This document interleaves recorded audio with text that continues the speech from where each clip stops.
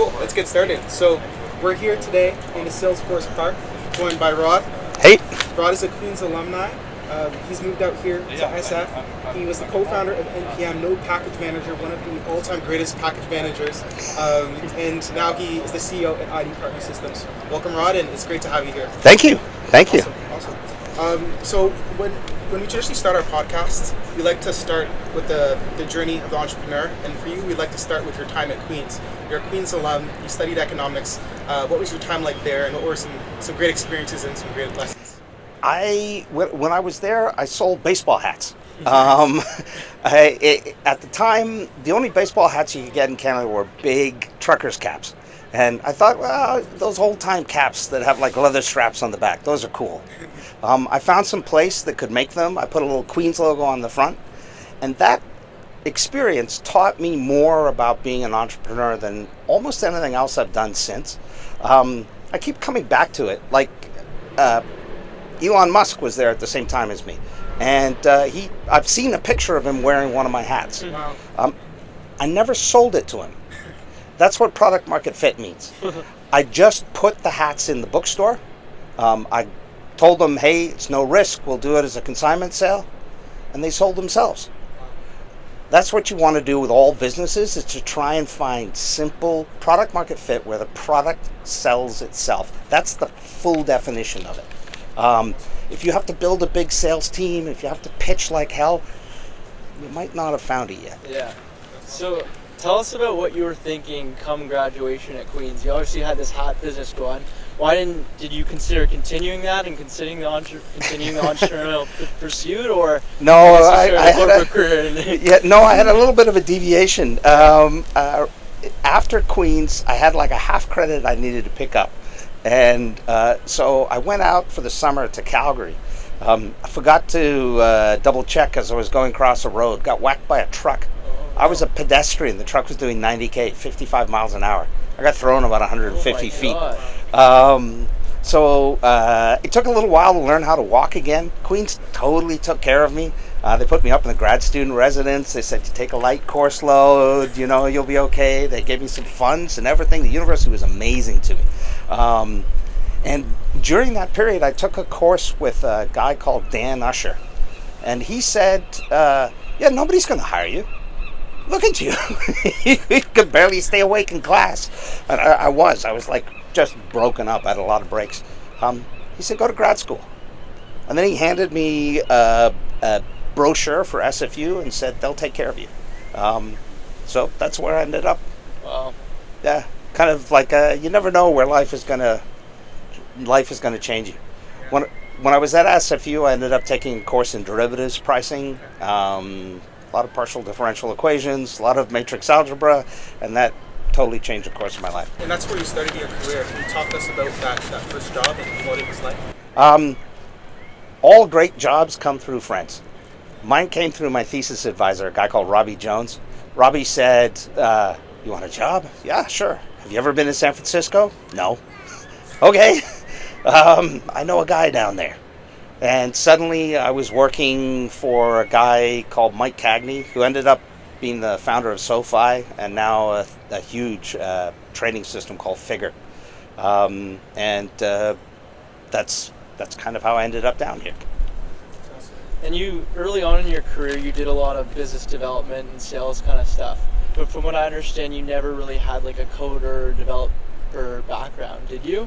Oh, no, to price derivatives, to solve those partial differential equations, to do the big grid searches and multi-dimensions to find the optimal pricing, you got to code. Yeah. So I've leaked more memory in C++ than any human on the planet.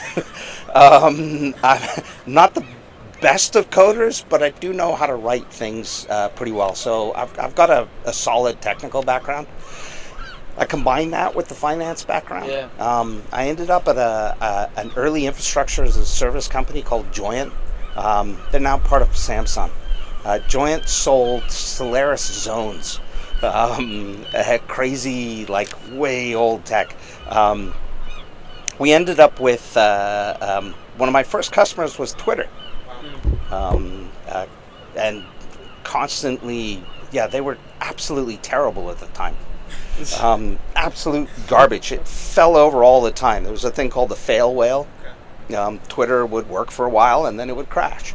Like once they invented hashtags, it crashed. Once they did anything, it crashed. They'd blame everybody else. Usually it was their bad code deployments. They weren't testing things. But that also taught me something. If you're getting product market fit, scale doesn't matter. Like, don't make it perfect. Just make sure that people love it. And if even half of them are complaining, but there's still new people who are coming in, it doesn't matter. You can clean it up afterwards. Invest in scale later. Invest first in people loving the product. Wow. So from there, you went to another business development role at Joyent, right? Yeah, so Joyent was, when I was at the infrastructure as a service company, Joyent, that's where I did biz dev for. And biz dev is weird. It's, at least the way we did it, it's halfway between sales and partnerships. Sometimes it's absolutely just pure sales, and sometimes it's trying to figure out how to build an ecosystem. Yeah. And an ecosystem that has these positive feedbacks, like, for example, you guys use ChatGPT, Yeah. you use Perplexity. I switched recently. I stopped using ChatGPT. I've started using Perplexity. It works better for me. The point was there was no hook inside ChatGPT that kept me there. Yeah. There's nothing sticky about it. And there's nothing sticky about it because nobody can contribute to it. Nobody can make it better. Like you go to Shopify, okay, there's lots of other things that do Shopify, but they've made it so that the ecosystem that's around it can contribute in ways. It may not be directly obvious ways, but drop shippers, people who are going to give you credit, people who are going to help you with SEO, all these other things that fit into the product and make it better for you as a participant. And then that brings more people, and that brings more participants, and it gets this positive feedback loop. So it's like problems are continually being solved because they're added by the community. Right.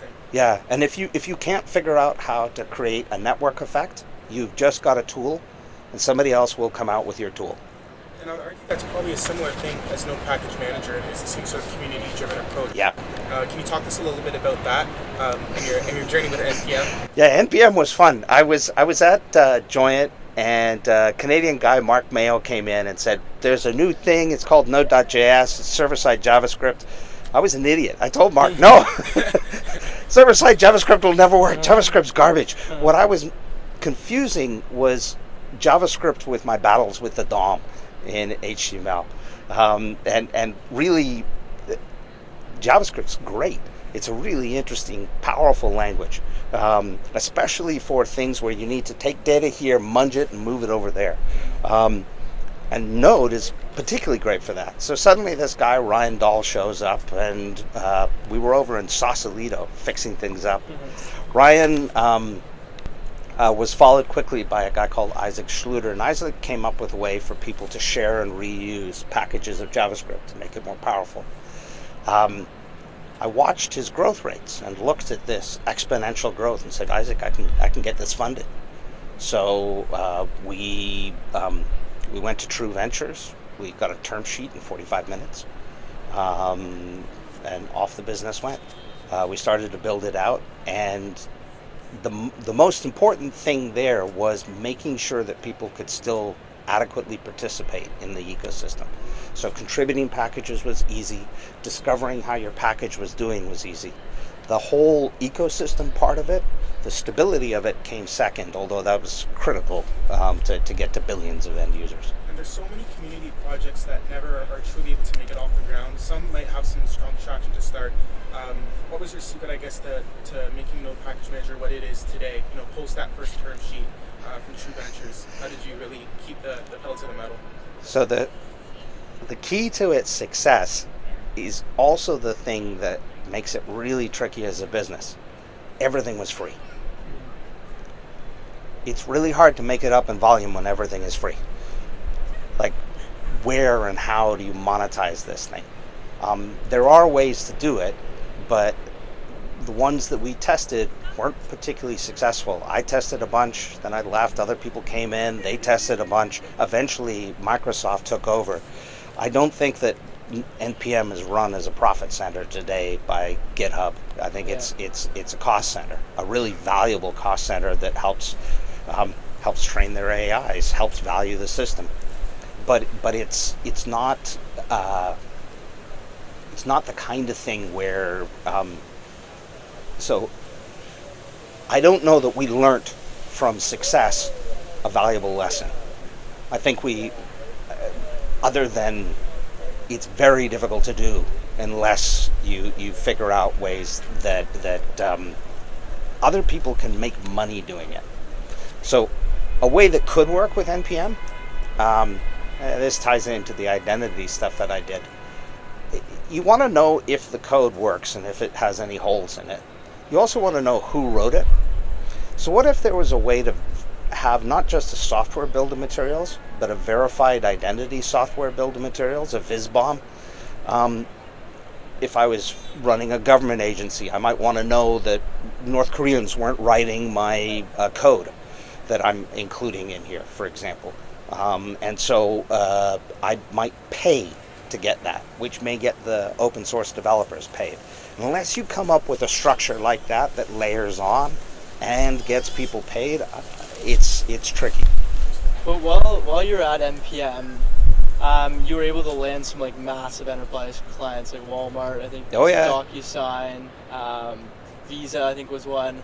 What was the sales cycle like there, and what was the key to bringing on major clients like that? Those were all basically people who were internally passionate about it and realized at the time that they didn't want to share. It's exactly what's going on with AI today. Oh my God, this is powerful, but I don't want to share my code base. Yeah. It's that same security, privacy, secrecy angle. And in each case, we found the passionate individual through the open source channel. So one of the best ways that I've seen this done, maybe in a slightly different way, was at Twilio. So Twilio's just down over there, and they, when they got going, they had a really simple, powerful API. The guy, the way that he demoed it was he'd go in and he'd say, "Okay, everybody, I'm going to write an API where you can text a hello to a number." So the API gave him the phone number. He tells everybody, "Okay, text hello for me. Okay, and now what I'm going to do is I'm going to send you all a coupon code for drinks." All right, boom, and everybody's phone starts buzzing. But they've also realized that he just showed them how to do that. So password resets, all of those kinds of security things where you want to have a second factor, second channel. Suddenly it was dead easy. Most people, though, saw it, but weren't radically done. So their guerrilla marketing technique was to have all of these meetups where they had cheap beer and even cheaper pizza. And if you showed them it working on your laptop, they'd give you the beer ticket and the pizza. And so they ran these all over the US, Canada, where it was very, very tactical. And their sales process was, if we get to developers and then the boss says, "Oh, I need to send text messages to people for whatever reason." "Oh, I know how to do that." And in 5 minutes, then there's no sales process. Mm-hmm. The product has sold itself because they've sold it already by empowering the developer. Yeah. And that's what I mean by you could go through a 6-month grinding, fill out all sorts of forms and everything to get something done, or you could find the real decision maker and get things done that way. That's how it was done with the flash trading to begin with. The have you ever seen the movie Flash Boys or any of those things? I've never seen the movie, but it's these guys who do high frequency trading, and what they worked out was, if my computer is closer to the server, or my server is physically closer to the servers running the stock exchange, whatever it is, NASDAQ or otherwise, NYSE, then I'm going to get a fraction of a second earlier notification. And then I can make my decisions and trade upon it. It's effectively insider trading because you're getting it before the rest of the market. Yeah. Now, how did they get that data center right next door? Well, to begin with, they found out the guy in the data center liked scotch. So they'd walk in with a case of scotch. You won him over just like that? I'd be like, Joe, here you go, man. He didn't know what he was doing. He's like, yeah, sure, you can have that cage. We want to wire our stuff directly in. Ah, yeah, sure, why not? Eventually, the data center caught on, and they were charging $1 million premiums for those things. But like sometimes you've got to figure out who to give a bottle of scotch to. Yeah. Interesting. That's a great analogy. I think what we want to dive into now is your experience with VCs. Okay. And whether that was working with NPM or your newest venture, what do you think of VCs, and are they necessary to fund startups? One of the worst pieces of advice I got and followed, it almost cost me caused a breakup with the woman I ended up marrying. Like I really messed up. Was this VC telling me, "Oh, that's a great idea." I had an idea that was basically like the precursor for Google Sheets. Yeah. And he said, "Nobody will fund you if you're not fully in. You've got to quit your job. You've got to be all in." Terrible idea. They'll fund you if customers show up. Nobody's going to care if you've got 14 other jobs or how you're doing your side hustle. Figure out how to avoid getting venture capital funding for as long as possible. Yeah. If you can work a job working for Goldman Sachs or Wells Fargo or anybody while still earning money and on the side pursuing developing your company, that's better. It puts you always in a stronger position. And then study like hell where the market is. There's tons of great newsletters you can get that'll show you what each round is funding and what percentage of the company to think about giving away. In the end, that's always backwards. So this happened with NPM. We went in, we said, okay, we want to raise this much, and they said, okay, $2 million, we'll value the company at $8. We came back and said, well, we want to raise 2.6. Okay, well, we'll adjust the valuation of the company. A lot of these seed stage or pre-seed stage have a target percentage, and they back into the valuation of the company.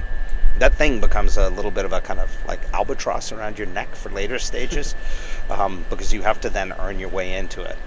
But delay it as much as you possibly can. And what's your advice for when it's time to actually raise some money and work with VCs? How do you do that? What's the best way to go about it? So, first thing is you've got to understand what their business is. Most of them get monies from pension funds, and their business is to sell a particular type of investment structure. If you don't fit exactly into the confines of their investment structure, they can't invest in you. Yeah. So most of them aren't funding change the world projects. OpenAI was not funded by VCs. It was a charity for a while. They were pissing off Elon Musk, and it's those things that you've got to try and figure out where your business is. They want to see something where it's a current approach, like AI, but for doctors, or I don't know, the metaverse, but for toddlers, or blockchain for grass cutters. Whatever the thing is, they're going to come up with some idea that fits into a niche. You need to.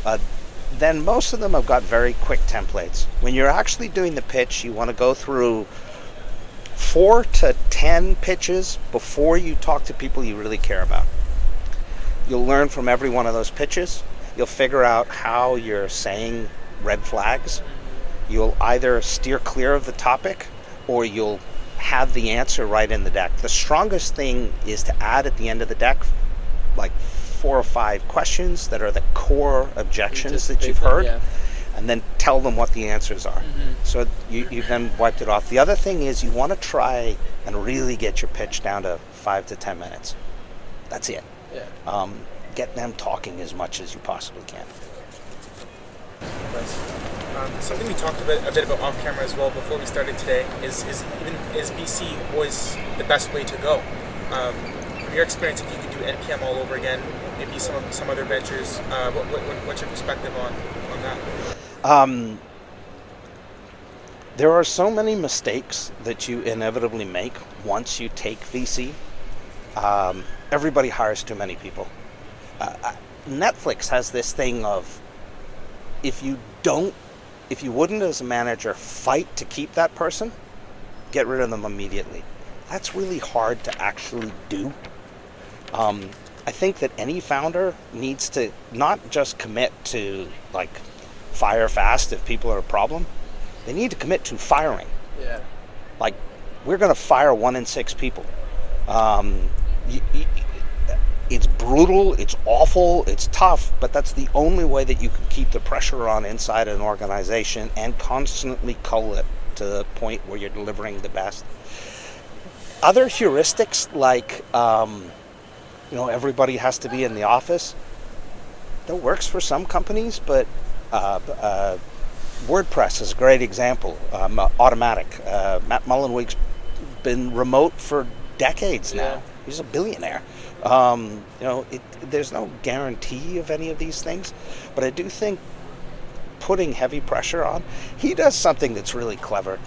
He makes everybody start on the help desk for the first 2 weeks, and they must do 2 weeks of help desk a year, which means you're always close to your person. The people who are using it, your customers are actually paying, and they're a real experience. That's smart. Yeah. So you're obviously a big advocate for entrepreneurship and getting involved in startups. Where do you see the future of entrepreneurship going, and what advice do you have for students who are interested in getting involved in startups and starting their own business? Where do they start? What advice do you have for them? Sell baseball hats. I'll give you an example. At Queens, I put a lot of effort into my baseball hats. I had a friend, Nabil.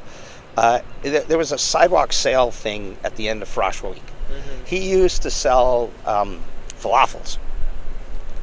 He made way more selling falafels than I did selling baseball hats. He did it in a single day. Yeah. Each falafel he sold for like $7. They cost him 30 cents to make, and he sold thousands.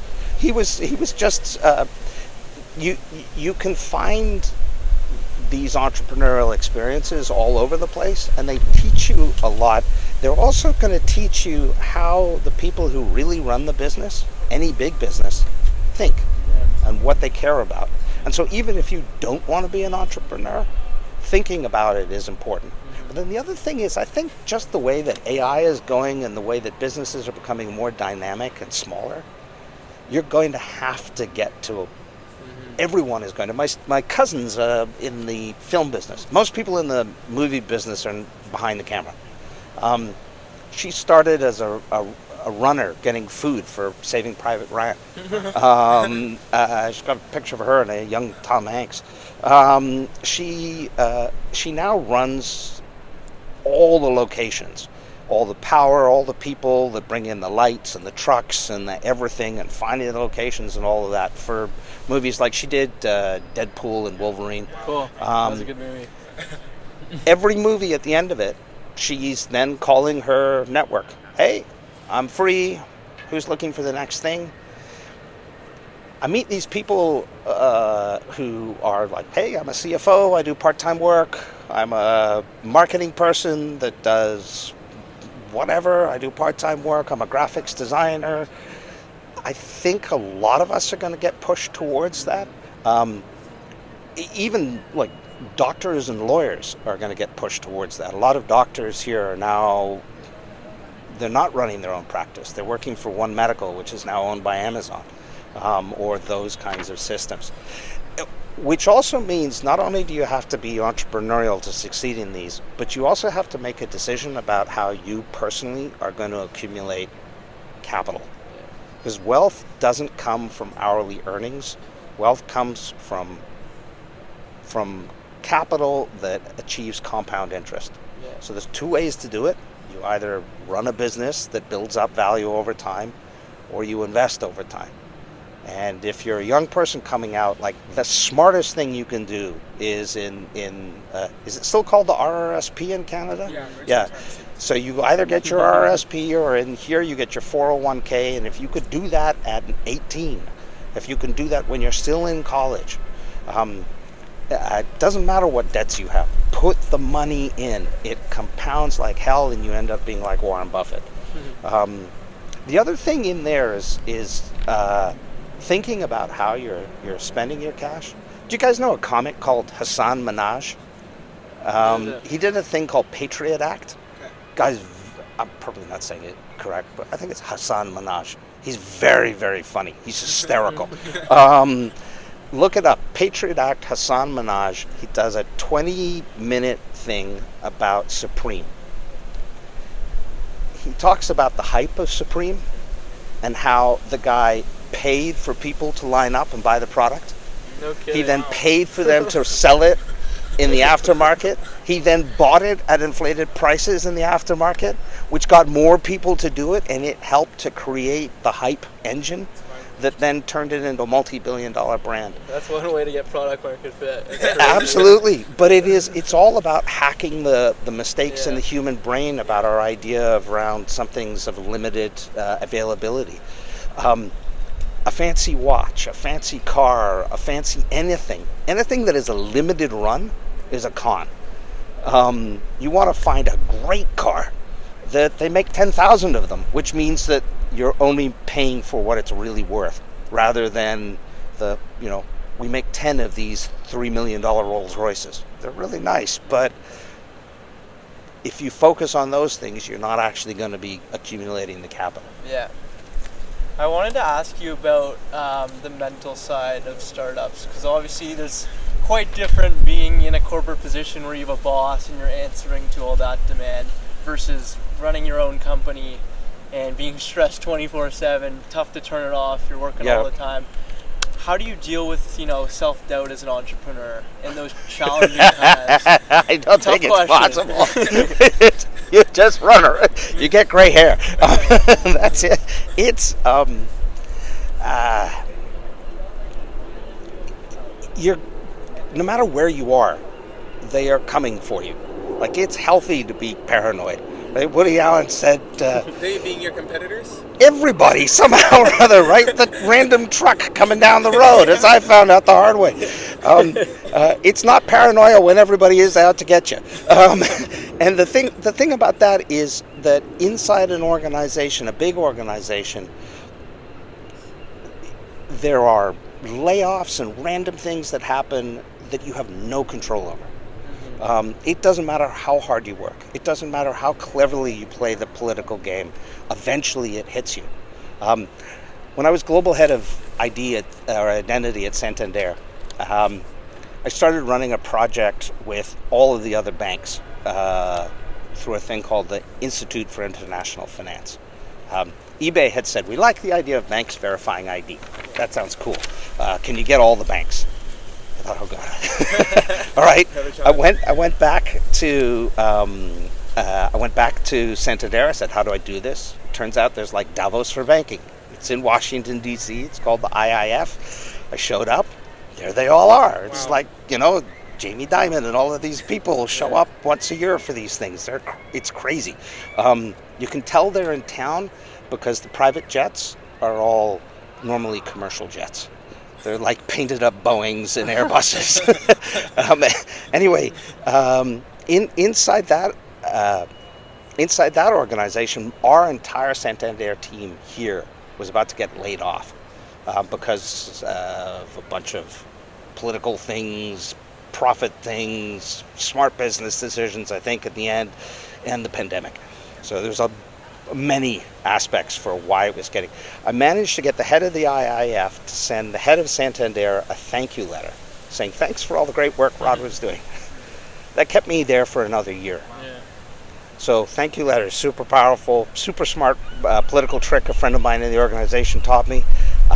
Not good enough. Eventually I got laid off. Yeah. You're under risk. So there's fear in all cases. Inside a small business, the fear is letting down your investors. is letting down your employees. It's having an employee. I've had employees come to me with a spouse with a heart condition, with an employee that's had cancer and needs treatment and the company has to stay alive so that the healthcare stays alive. But these are onerous things, but you're going to face them no matter where you go. They just show up in different ways. So in the end, you have to focus on the normal things that we all focus on to be happy. Got a lot of sleep. Eat well. Try not to drink a lot. The more sleep you can get, the more you can focus on. I run a nobody pays attention to it Instagram thing. I've got like 2,600 posts of sunsets and flowers and whatever, and it's my daily practice of I've noticed something beautiful in the world. You have to do those things to keep yourself level. And then otherwise, you are going to fall. But remember, rags to riches, everybody loves that story. For some reason, people love rags to riches and then crash again, even more. But the favorite story in the world is rags to riches, collapse to the ground, and then somehow claw your way back. You got to remember that. You are the hero of that story. You will go through that cycle. Keep going. Yeah. That's incredible. James, do you have any more questions? That's a pretty awesome way to end it there. Yeah, how much time do we have here? It's 4:47. Could we do like 5 more minutes? Is that Sure, okay? sure. Okay, we'll wrap it up with like a question or two each. Sure, sounds good. Do you want to start? Sure. Okay. I wanted to ask you, growing up and obviously maybe even now, who have been kind of the biggest influences on your life, whether that's books you've read, influential figures around the world, people in your life, like maybe your family. Who have those people been? The most, well, there's too many. And family, absolutely. But one of the coolest books I've read recently, and the thing that motivated IDPartner, was Sapiens by Yuval Harari. So he goes through the archaeology, and he says it's obvious that Homo sapiens as opposed to Homo Neanderthal are different because we can coordinate in bigger groups. Mm-hmm. Why?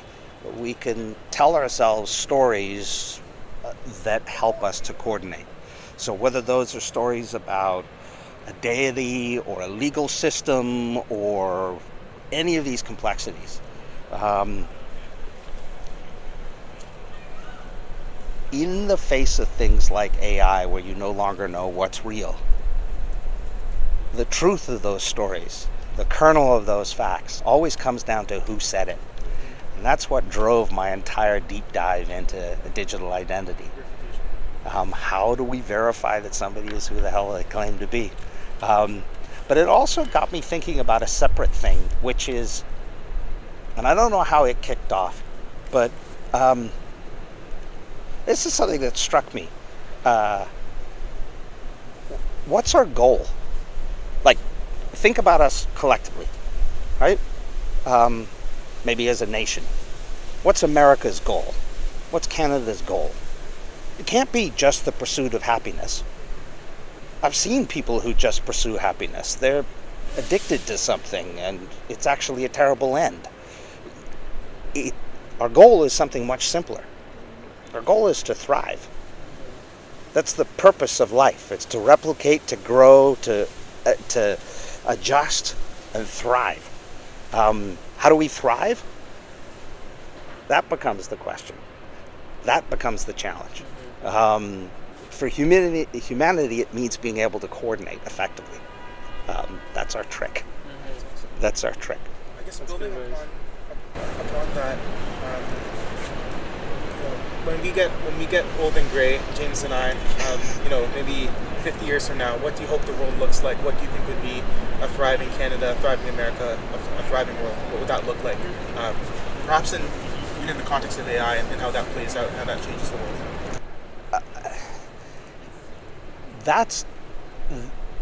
If it becomes the lens through which we make decisions, And it becomes a lot simpler to make political decisions, for example. It's no longer about, like, I'm a member of this party or I think this way. We all want to thrive, okay? So what do we need to thrive? Let's take a difficult thing. People who are, how do we deal with addiction, for example? We can try a policy out. You can argue that in Portland, for example, they tried out a sort of let people have access to whatever they want. That should help calm things down. It didn't. Some folks could argue that they knew that's how it was going to work out, but the flip side is at least the experiment was run. Now we know the results. Okay, it didn't work. The responsible thing is to be pragmatic, to be responsible about the results, just like any good scientist, and to say, oh, okay, that didn't work so well, we'll try something else. And to be optimistic that you will get to where you want to go to. So if you're pragmatic and responsible and optimistic about how you approach things, I think that's how we'll be able to most likely thrive. And that's in the face of radical change like AI. Is there anything else before we wrap up that you'd like to share with our audience here, Rod? Or are we, No. I mean, I think it's great. It's great to. Yeah. We touched everything. I think particularly because I assume. What are the demographics? Are most in Canada, your audience? A lot of Canadian university students. Yeah. They're starting their careers still in school. Young people. I think that the most important thing is to think about being entrepreneurial. The big thing that brought me down here as a Canadian before was that it was tough to be an entrepreneur in Canada. When I graduated, I think it's becoming much easier. I think that the mentality is changing and that it's more encouraging. Before, it was a little bit like, maybe you'd had one too many and it was minus 30 out and you were about to walk home for 20 kilometers and your friends were like, well, I don't know if that's a good idea.